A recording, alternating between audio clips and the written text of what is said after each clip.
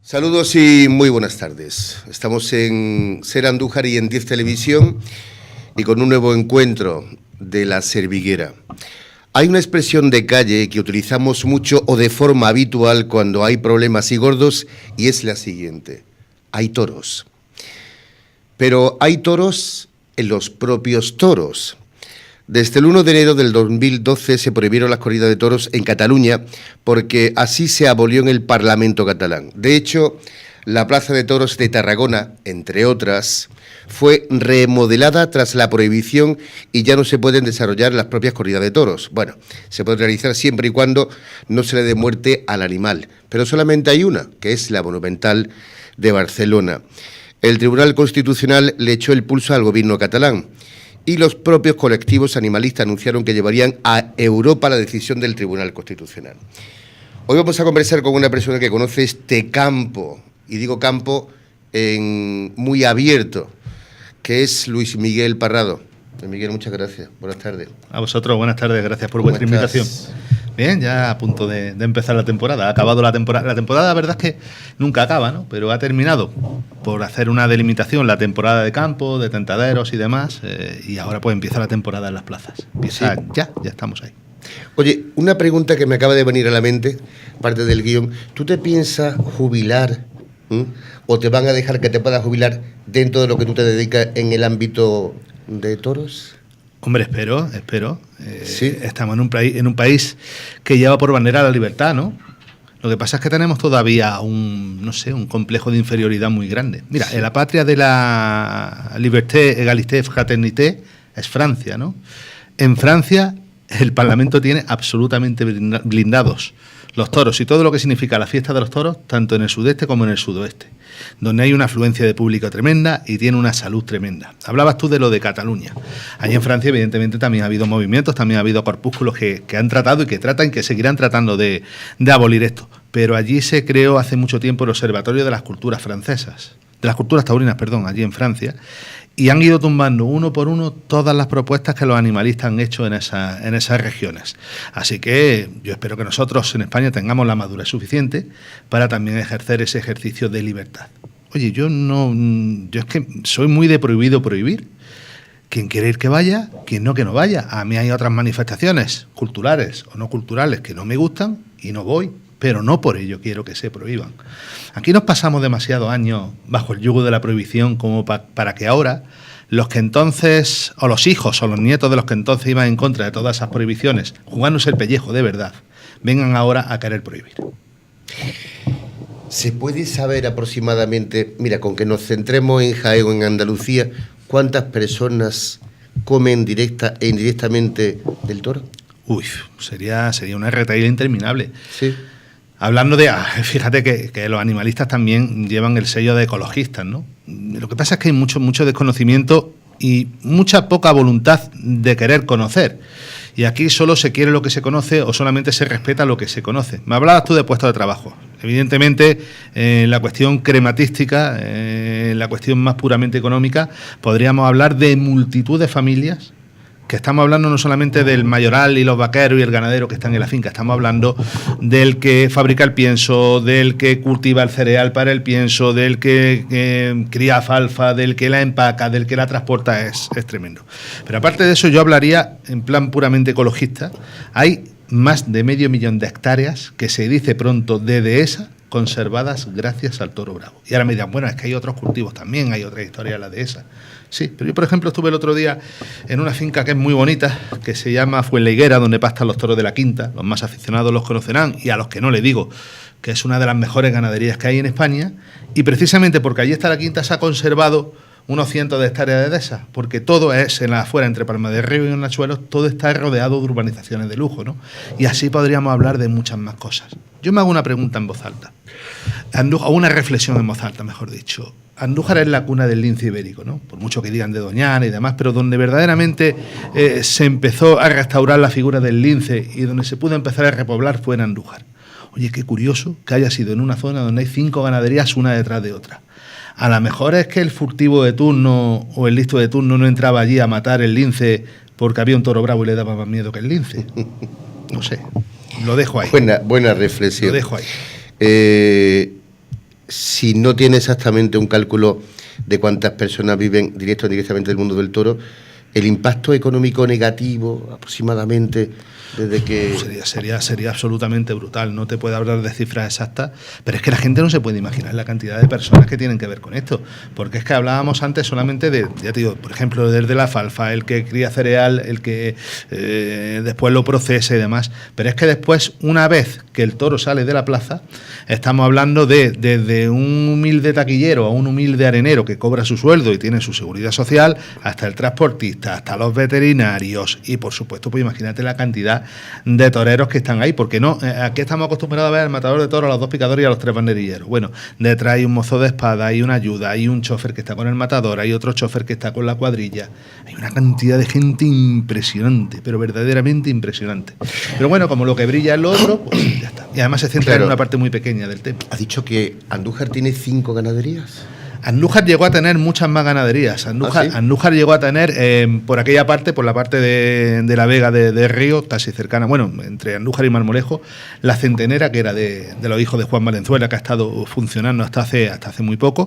Y luego aquí entrabas, y allí en la dehesa La Virgen, la famosa dehesa La Virgen, que ahora es de Nicolás Osuna, tuvo Luis Miguel Dominguín su ganadería de Bravo durante mucho tiempo, pero es que te metes por la derecha de los Pinos y estaba Germán Gervás, Ana Carolina Díez Mau, herederos de Flores Albarrán, Román Sorando, Paco Sorando, enfrente estaba lo de Jacinto Ortega, y está lo de Jacinto Ortega, y al final del todo estaba lo de Samuel Flores. Si eso no es tener ganaderías, que venga Dios y lo vea. Y ahora, un poquito más lejos, aunque es otro término municipal, pero se llega más cerca que de ningún sitio, desde Andújar, está la de los rodeos de Antonio Torres. Andújar ha sido una tierra eminentemente ganadera siempre. Y hay otra cosa, que si me permite voy a hacer el inciso. Llevo 20 años, sí, justo 20 años pleiteando en diferentes actos y tertulias que se han hecho en Andújar, porque se les ponga una calle tanto a los herederos de Flores Albarrán como a los hermanos Sorando. No hablo de Benjamín o de Mariano, de los hermanos Sorando. ¿Por qué? Me explico. Flores Albarrán aparecen por Andújar en el año 19 y empiezan a criar toros en el año 21. 1921. Estamos hablando de cerca de 100 años. Los Sorando en la primera parte de la década de los 40. Cuando los españolitos de a pie no tenían televisión, no tenían internet, solamente tenían radio y tenían el periódico, muchos españolitos, y me consta, de esos de a pie, situaban a Andújar en el mapa, porque esos ganaderos tenían a bien que en los carteles se pusiera 6 toros de herederos de Flores Albarrán, de Andújar, Jaén, o 6 toros de Román Sorando, de Andújar, Jaén. Eso durante casi un siglo no merece un reconocimiento, cuando aquí está la calle Molinillo, la calle La Peseta y otras calles que yo no sé a cuento de qué vienen. Es otra reflexión que dejo en voz alta. Ya aparte de seamos pros, seamos contras. Son personas próceres de esta ciudad que algunas veces maltratan a sus hijos de esa manera. Pero que han llevado en definitiva el nombre de Andújar, Totalmente. Han promocionado a Andújar en el ámbito del toro, que serán culpables de que haya gente que haya conocido a Andújar precisamente por ello, ¿no? Tú suponte en el año 50, 51, alguien que escuchaba por la radio, se van a lidiar, y bueno, espérate, y perdón que se me ha olvidado una cosa, y no te vayas a creer que lidiaban en bollullos de la imitación, con todo mi respeto a bollullos de la imitación. Lo hacían en Madrid, lo hacían en Sevilla, lo hacían en Barcelona, lo hacían en Valencia, lo hacían en todas las plazas importantes. Y tú cogías cualquier periódico de entonces, el ABC, que era el más famoso que había, y tú veías eso, 6 toros de fulanito de tal, de Andújar, Jaén, y veías los carteles colgados en la puerta de la Plaza de las Ventas, 6 toros, por ejemplo, de Flores Albarrán, de Andújar, Jaén, el día que se inaugura la báscula de la Plaza de las Ventas, en el año 62. Hay muchísimas cosas desconocidas y no agradecidas, por desgracia. Siempre se ha hablado del tema del toro, pero no sé si también le afecta al caballo. Hombre, es que yo soy un convencido de una cosa. Mira, hablaban, hay un dicho que funciona por ahí por internet, o que estaba manejándose por internet desde hace mucho tiempo, hablando de la época. Hombre, no estoy comparando en absoluto ni quiero hacer el mínimo paralelismo, ¿no? Pero es simplemente uno de estos memes que andan por internet, que habla del tema de los judíos, ¿no? Vinieron a por nosotros y no nos ayudaste. Vinieron a por no sé quién, no me acuerdo de la sucesión exactamente. Y luego vinieron a por ti, el último, y no había nadie para ayudarte. Los animalistas, que son unos radicales, no hablo de los ecologistas, que son unas personas normales, ponderadas, que son capaces de ir a una dehesa y de saber que ese ecosistema está ahí porque está el toro, y de que un toro de lidia tarda 4 años, casi 5 en lidiarse, y que un ternero lo apartan de la madre al poco tiempo, muy poco tiempo de nacer, para aprovechar la leche de la madre, lo meten en una concentración y a los 6-7 meses va al matadero, ¿no? No estoy hablando de esos. Pues lo que te digo, hay que saber que el toro es otra cosa y que es otra historia, y tú hablabas del caballo. Bueno, bien. Este radicalismo lleva a que si son capaces de tumbar los toros, después empezarán diciendo, bueno, primero tumbaron la matanza del cerdo, ahora vamos por los toros. Y luego dirán que al caballo es que se le hace daño porque se le da una doma, porque evidentemente al potro hay que domarlo, y porque se le pone un bocado en la boca, y porque tiene a un hombre montado encima durante 6 o 7 horas, y que eso es maltrato, y que poco menos que habrá que llevar al caballo en hombros en vez de que sea al contrario. Otra reflexión que dejo en voz alta. Estos vuelvo a hablar de los radicales, ¿no? Cada día es una cosa nueva, y luego será el caballo, y luego será, pues no sé, si a este paso vamos a tener que comer piedras, porque oye, que yo sepa, con sistema nervioso central, pues todos los animales que hay por ahí. El problema es que antes, y lo comentábamos fuera de micrófono, ¿no? Ahora cualquier niño va a Mercadona, Carrefour, como Líder, no me quiero dejar ninguno a día, y ve allí las bandejas y ve al pobre conejito que ya no tiene ni ojos ni nada, y dice, bueno, pues esto vendrá así. Nosotros, lo de nuestra generación y lo de algunas generaciones posteriores, por desgracia, ¿no?, de la actual, que lo llevan a granjas, escuelas para que tengan que ver eso o para que puedan ver eso. Si no teníamos campo nuestros padres o nosotros, tenía nuestro tío, nuestro abuelo o algún conocido, algún amigo conocido del colegio. Y tú ibas allí y era muy gracioso cómo le quitaban los huevos a las gallinas grandes, que tenían los huevos grandes, y se le echaba una gallinita piriqui que criaba muy bien. Y la piriqui salía por allí con sus 10 o 12 pollitos, y aquello qué bonito era. Oye, el pollito iba creciendo y de pronto a los 3 meses el pollito era un gallo y era suficientemente grande como para echárselo al arroz que te comías con toda la familia. ¿Y qué más tiene que un cordero? Pues con el cordero sucedía exactamente igual, y con el cerdito sucedía exactamente igual. Pero ahora, como nos hemos vuelto urbanitas de una manera brutal, pues somos incapaces de comprender que los animales, excepto los de compañía, están hechos, por desgracia para ellos, para que un día le corten el cuello y lo hagan chuletas. Y todas las demás vueltas que demos es marear la perdiz o querer cambiar la idiosincrasia de lo que ha sido la vida y la humanidad durante muchísimos siglos. No era precisamente el enfoque de la propia pregunta. Ha venido muy bien porque no lo había pensado. Prefiero que si le afecta el hecho de lo que está pasando, la presión contra las corridas de toros, al negocio del caballo, al negocio ecuestre. Hombre, pues imagínate si quitaran esto, cuadras de caballos de picares hay unas cuantas. Caballos de los rejoneadores hay unos cuantos también. Y ya no te digo la cantidad de caballos que hay en las fincas para manejar el ganado. Porque el toro bravo, a pesar de lo que digan de que es un animal indefenso, a mí me gustaría verlos. Otra reflexión que hago que se me viene de pronto a la cabeza. Si es un animal indefenso, ahora se ha puesto de moda, sobre todo un holandés. Oye, no se tiran los españoles, se tiran los holandeses. Porque vienen financiados por un lobby multinacional animalista muy fuerte. Pero se tiran a la plaza cuando el toro ya está muerto. Solo ha habido un caso de uno que se ha tirado con el toro en vida. Fue el año pasado en Carcasón, en una novillada. El hombre por lo menos puede decir que ya le ha pegado una voltereta a un Miura. Se pusieron dos allí, con un novillo de Miura, a llamar al toro, porque decían que el toro lo iban a parar y se iba del campo.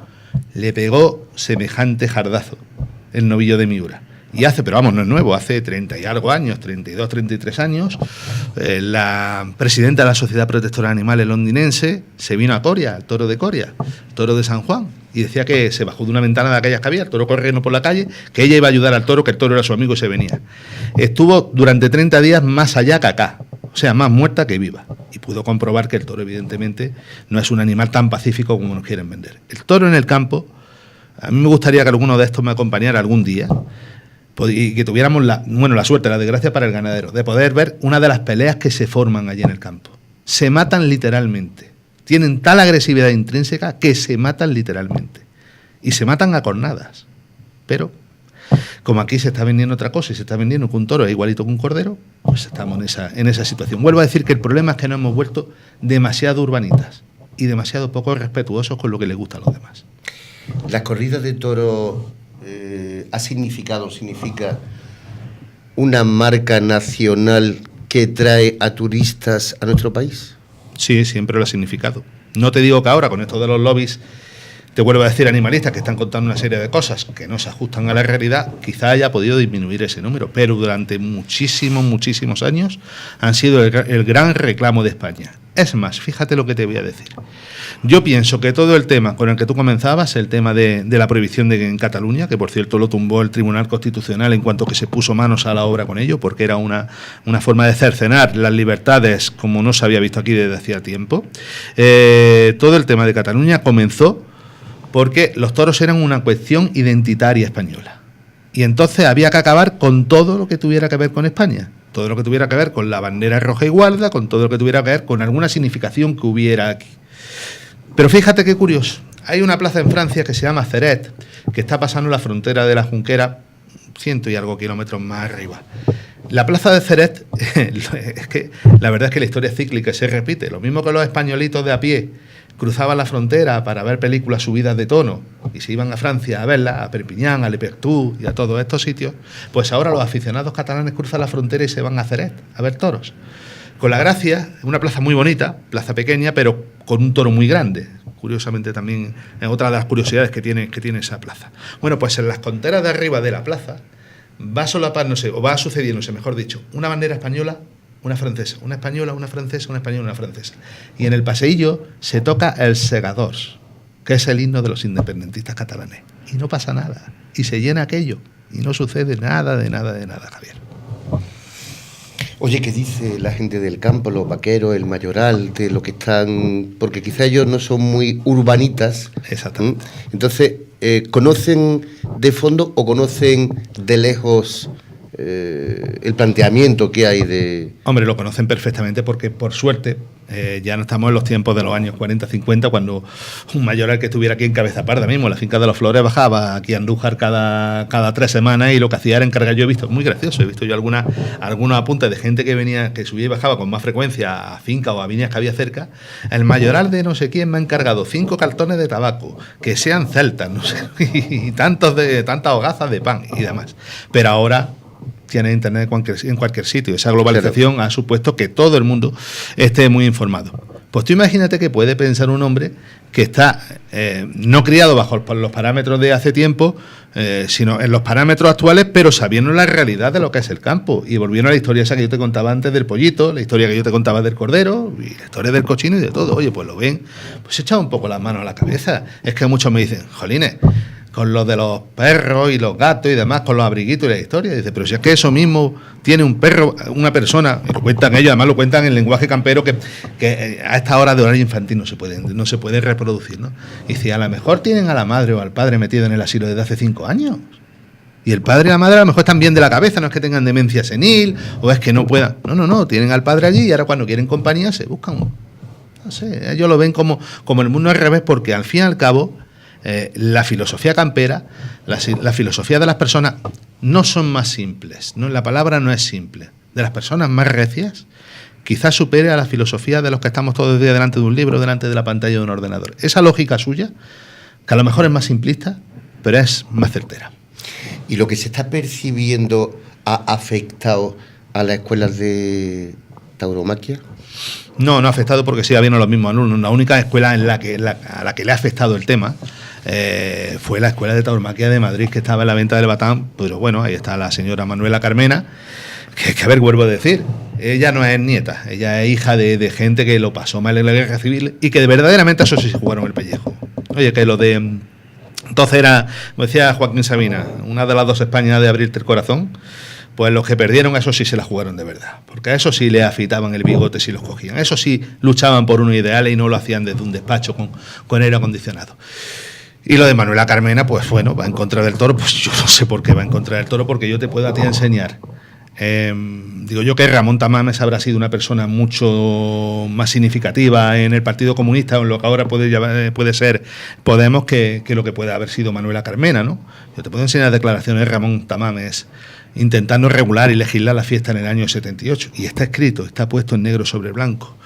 Yo te puedo hablar de toreros que han financiado directamente al Partido Comunista. Directamente, o sea, torear corridas y organizar corridas para el Partido Comunista. Pero no ahora en el año 2018, que todo es mucho más fácil y no pasa nada.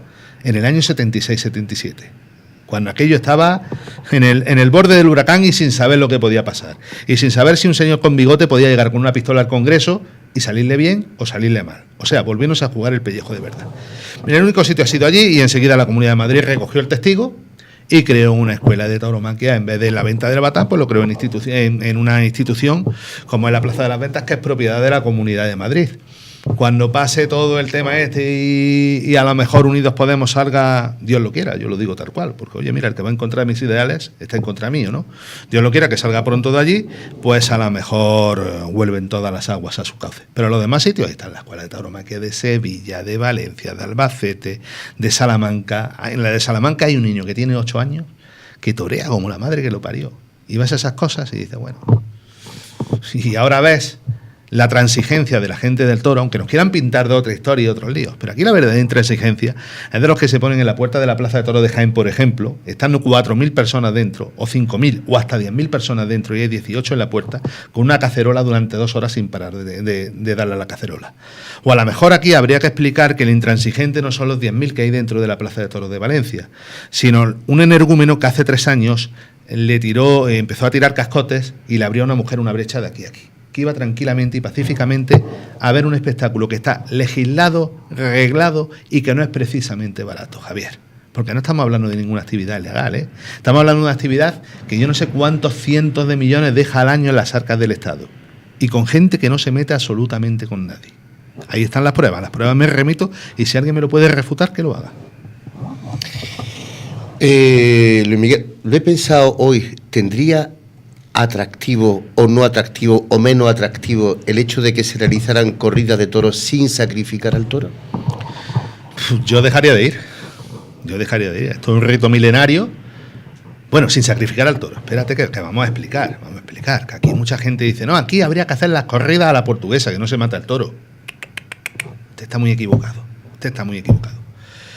Hubo una persona que se llama Juan Carlos Higuera, que es catedrático de la Universidad Complutense de Madrid, que hace 8 o 10 años hizo un estudio sobre el sufrimiento del toro en la lidia. Y hablaba de la cantidad de endorfinas que segregaba el toro. Hombre, evidentemente no está en una fiesta de disfraces, pero tampoco lo está pasando como habla la gente esta. Te vuelvo a hablar lo que decía antes, por la agresividad y por el sistema nervioso intrínseco del toro. El problema del toro es como cuando alguien se está peleando con otro y en el fragor de los puñetazos no siente los puñetazos.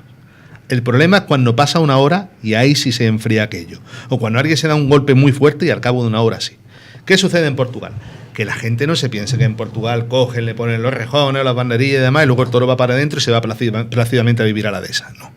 Si el toro tiene suerte en Portugal y la corrida es un viernes y el sábado está el matadero abierto, a las 8 de la mañana, 12, 14 o 20 horas después de haber pasado por todo aquello, se le lleva al matadero, donde se le apuntilla y se le hace chuletas, filetes y demás productos de cárnicos y de casquería. Si el toro tiene la mala suerte de que se lidia en sábado y no está abierto el matadero hasta el lunes, el toro pasa más de 48 horas. Y al cabo de 48 horas yo no quiero ni pensar lo que es aquello.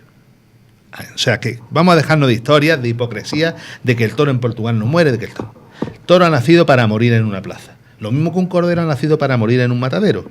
Y vuelvo a decir, lo más tierno del mundo, un cordero, y la muerte del cordero es cortándole el cuello, ¿eh? Sin posibilidad alguna de defensa. Y luego hay muchos toros al cabo de la... Lo que pasa es que este es un argumento que a mí no me gusta emplearlo porque parece como si no hubiera otro que argumentar. Hay toros, bastantes, cada año más, que a lo largo del año se le perdona la vida en una plaza y que luego se van a la finca a vivir como sementales, con 50 hembras nuevas cada año. A ver qué otro animal tiene, que no sea doméstico, tiene posibilidad de eso. Independientemente de que esto lo hemos hablado, yo lo he oído en medios de comunicación, y es que en España se realizan otros tipos de sacrificios de animales de otras religiones, y desde el ámbito de la tauromaquia os preguntáis que por qué las propias asociaciones animalistas no reclaman también que cese tal sacrificio. Uy, esa es muy buena, Javier, esa es muy buena. Por una cosa, vamos a ver. Tú suponte que tú eres animalista, y yo te pregunto, Javier, ¿tú eres animalista? Sí. Tú entonces defenderás a todos los animales por igual, ¿no? O a todos los animales que son parecidos los defenderás por igual, ¿no? Entonces pedirás una serie de condiciones de vida, un sacrificio de tal manera, con estas pautas y demás. Mira, yo te hablaba antes de la gente que se va, de los 20 que se van a la puerta de una plaza de toros a dar cachibonazo allí con una cacerola, o que no dejan de decir que si somos asesinos, que si somos tal que sea. ¿Tú has visto alguna vez alguno en la fiesta del Cordero musulmana? Yo no he visto todavía ninguno, ni diciéndole a los musulmanes hijos de tal, hijo de cual. La gente del toro respetamos a todo el mundo. Por lo menos yo no he visto a ningún aficionado que deje de respetar. Y si los musulmanes tienen esa tradición, que la hagan. Y no pasa nada. Yo no me meto en la de ellos y ellos que no se metan en las nuestras. Pero aquí hay una cosa muy, muy clara, que es un agravio comparativo. Si usted es animalista, usted donde primero tenía que estar, con esas pancartas, con esos gritos, con esas consignas, con esos insultos y con esas amenazas, es puesto enfrente de la mezquita de la M30 el día de la fiesta del Cordero, que es a principios de septiembre. Pero en la mezquita de la M30 y en todos los sitios donde se haga ese tipo de sacrificio, queda corderos en vivo, mirando a la Meca y sin ningún tipo de aturdimiento previo, tal y como marca la legalidad. ¿O es que los corderos son animales de segunda y los toros son animales de primera? ¿O es que si ustedes hacen la protesta con lo del cordero, a lo mejor al que le cortan el cuello no es a usted, sino que no es al cordero, sino que es a usted? O por lo menos lo achantan. ¿O es que ustedes se están aprovechando de que la gente del toro es tan pacífica, como te he vuelto a decir, del día ese que le abrieron la cabeza a una persona mayor, además una mujer de 60 y pico años, no decir ni pío y seguir para adelante, por no buscar jaleo? Eso a lo mejor habría que tenerlo en cuenta, y lo tendría que tener en cuenta quien debiera de tenerlo, ¿eh? Porque vuelvo a decir, yo creo que si tú eres animalista no hay animales de primera ni hay animales de segunda, ¿sabes? Porque peor muerte que la del caracol yo creo que pocas puede haber. Bueno, tú sabes también que tenemos un pueblo cercano que se llama Cazalilla, que prácticamente ya no tiran la pava desde el campanario, porque hay una normativa y... Sí, bueno... Sí, ya hemos seguido, ¿no? Pero es que la cabra, perdona, la cabra, ya se me he ido a otros pueblos. La pava es un animal volátil. O sea, y yo fui a lo de la pava en mi juventud y yo nunca vi que a la pava le sucediera nada. Nunca vi, oye, lo mismo tuve suerte, nunca vi una pava con una ala rota, con una pata rota. Una pava que se iba de allí, que el hombre era muy orgulloso, pues, y era el rey del pueblo ese día porque había cogido una pava que era una tradición ancestral, y ya está. Bueno, pues a lo mejor lo bueno en España es que perdamos todas nuestras tradiciones ancestrales y que adoptemos, ya hemos adoptado Halloween, pues mira, ya mismo podemos adoptar cualquier cosa de la cultura china. El otro día un amigo que había venido de China me decía que allí se pasan celebrando el Año Nuevo un mes. Durante un mes está el país parado. Digo, pues mira, aquí estamos una semana, allí también podemos adoptar eso, ¿no? También se quieren, es que viene todo del mismo sitio. Estos son los mismos que se quieren cargar Semana Santa, que se quieren cargar la caza. Tú me hablabas antes de los caballos. Y la caza. Y la caza, que aquí muy cerca de estos estudios tenemos ese monumento a la montería. Es que la caza no repercute positivamente en todas las localidades donde está creada esa infraestructura y esa industria. Bueno, pues también se la quieren cargar. Pues ya está, pues cuando tengamos, como está sucediendo en muchos pueblos de por ahí de por el norte, cuando tengamos a los jabalíes metidos en las urbanizaciones que están dentro de los pueblos haciendo daño y hasta atacando, pues bueno, te vuelvo a decir. Pero vamos, que yo creo que lo mejor es eso, que quitemos las tradiciones españolas y eso, una tradición china o coreana, o mira, o norcoreana, ahora que Kim Jong-un se está poniendo de moda también. Venga, hombre, por favor, vamos a tener un poco de lógica y un poco de sensatez. Nos quedan un par de minutos. Luis Miguel, cuéntame, porque ya vaticinaste que en Andújar iba a haber una corrida de toros con los que... Yo creo que te dije el cartel fuera del micrófono, sí. Creo que hace ya tiempo. Y yo lo leí y se ha confirmado, ¿no? El Fandi, los dos hermanos, bueno, uno es Manuel Díaz y otro Julio Benítez, y Lea Vicens. Hombre, es un cartel que para el aficionado más purista a lo mejor no es el que mejor le cae, pero para la masa y para el aficionado medio es un cartel que va a estar muy entretenido. Vamos, yo creo que esa va a ser una tarde de toros, sobre todo divertida, porque al fin y al cabo, esto si te va al mínimo común, es la fiesta de los toros, y ese día yo creo que va a ser una fiesta. Y con una cosa importante y a favor de la empresa, que hablábamos hace unos minutos de la ganadería de Andújar. Y yo siempre he postulado mucho porque en Andújar se lidien todos los de Andújar, que para eso están. Y viene una de Román Sorando, que está ahí arriba, a muy pocos kilómetros de nuestra ciudad. O sea que prácticamente es un beneficio directo también para Andújar. También, encima un beneficio directo. Y bueno, luego vuelvo a lo mismo que sucedió el año pasado, el día 10 de marzo. El año pasado, el 10 de marzo, no había donde comer en Andújar. A las 3 de la tarde no tenía donde sentarte ni con enchufe. Yo tuve que comer de pie con un grupo de 16, 17 personas que habían venido. ¿Es que eso no influye? ¿Es que eso no viene bien para la economía de Andújar? Si es que no, pues que venga Dios y lo vea. Bueno, pues se nos agota el tiempo, 30 minutos, casi faltan unos segundos que hemos estado conversando. Pues se me ha hecho contigo. Cortísimo. Claro, eso suele pasar, además tú que estás habituado precisamente a estar en los medios de comunicación, sabes que el tiempo vuela. Y mucho más cuando hay muchas más cosas que decir, pero que esto no quita otra. Cuando queráis, yo encantado de acudir a vuestra llamada. Yo te agradezco mucho la presencia, esa información y lógicamente pues que tú sigas trabajando, que precisamente es de lo que comes. Por cierto, ¿tienes que lidiar mucho tú? Bueno, sí, de vez en cuando. Ya sabes tú que... Mira, decía Ortega y Gasset hace muchos años, que una frase que llevaba muy por bandera de sus dichos, y era: si quieres saber cómo está el país, asómate a una plaza de toros. Fíjate si está interrelacionado el toro con la vida. Luis Miguel Parrado, muchas gracias. A vosotros. Bueno, pues hasta aquí lo que ha dado de sí esta edición de La Serviguera. Saludos y muy buenas tardes.